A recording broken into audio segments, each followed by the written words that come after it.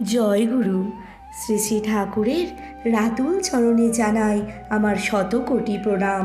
আপনাদের প্রতি প্রত্যেককে জানাই আমার রানন্দিত জয় গুরু।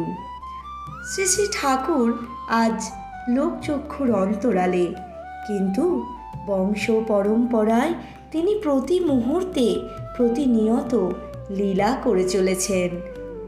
আমরা যতই ইষ্টপথ থেকে বিচ্যুত হয়ে পড়ি না কেন, তিনি কিন্তু কখনোই আমাদের ছেড়ে থাকেন না।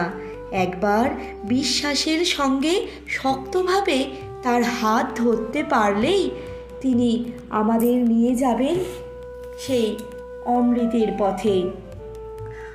আমাদের রক্ষা করার জন্য তার আকুলতার অন্ত নেই। পুরুষোত্তমের ছত্রছায়ায় থেকেই আমরা অবাধ গতির অধিকারী হতে পারি। চলার পথ হতে পারে মসৃণ।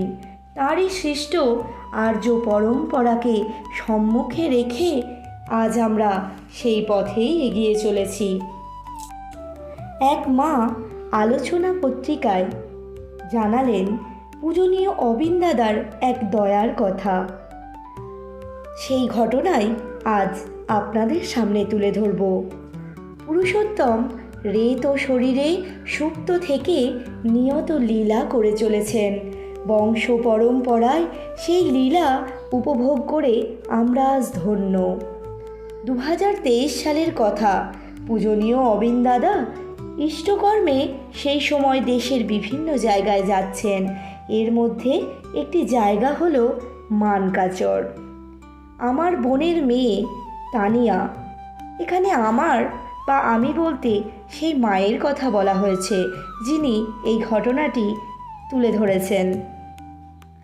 তো আমার বোনের মেয়ে তানিয়া, তার বিয়ে হওয়ার 10 বছর হয়েছে, অথচ এখনও কোনো সন্তান হয়নি। সে যায় পূজনীয় অবিন দার কাছে এ বিষয়ে নিবেদন করার জন্য। মেয়েটির বিয়ের আগেও শারীরিক কিছু সমস্যা ছিল, চিকিৎসাও করা হয়, কিন্তু তারপরেও সে পুরোপুরি সুস্থ হতে পারেনি। পূজনীয় অবিন দার কাছে নিবেদন করার সময় আমার ছেলেও সেখানে ছিল। অবিন দা কিন্তু তানিয়ার কোনো কথাতেই গুরুত্ব দিলেন না।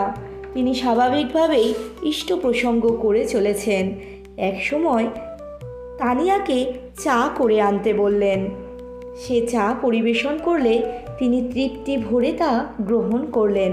ব্যাস, এই পর্যন্তই। পূজনীয় অবিন দার আগমনের খবরে উৎসবস্থল লোকে লোকারণ্য। একজনকে বিশেষ গুরুত্ব দেওয়ার কোনো প্রয়োজনও হওয়ার কথা নয়। চলে যাওয়ার আগে আবারও দয়া করে ওকে চা করতে বললেন এবং চা খেতে খেতে বললেন, সকালে খালি পেটে প্রতিদিন আমলকি খেতে, এবং ডাক্তারের নাম বললেন এবং তাকে দেখাতে বললেন। তানিয়া প্রণাম করে সেই আশীর্বাদ মাথায় নিয়ে ওই ডাক্তারকে দেখালো। আশ্চর্যের বিষয়, সেই ডাক্তারকে সে আগেও দেখিয়েছে বিয়ের আগে, কিন্তু তাতে কোনো উন্নতি হয়নি। পূজনীয় অবিন দার আশীর্বাদ মেনে এবং সেই নির্দিষ্ট ডাক্তারের চিকিৎসায় 3 মাসের মাথায় সে সন্তান সম্ভবা হয়। পরম পিতার দয়ায় সময় মতো দীর্ঘদিনের আকাঙ্ক্ষা পূরণ হয়। মায়ের কোল আলো করে পুত্র সন্তানের আবির্ভাব হয়। পরম পূজ্যপাদ আচার্যদেব সেই সন্তানের নাম দিলেন প্রীতিদীপ্ত। দেখুন, শ্রী শ্রী ঠাকুরকে ধরে তারই বংশধারা পুত প্রবাহে স্নাত হয়ে চলেছে। ইষ্টের সঙ্গে অটুটভাবে যুক্ত থাকলে কেউই তার দয়া থেকে বঞ্চিত হয় না। বিরুদ্ধ পরিস্থিতিতেও শুধু ধৈর্য ধরে তাকে একটু অনুসরণ করা দরকার। একমাত্র ইষ্টানুসরণই পারে আমাদের কালের কবল থেকে মুক্ত করতে। জয় গুরু। বন্দে পুরুষোত্তমম।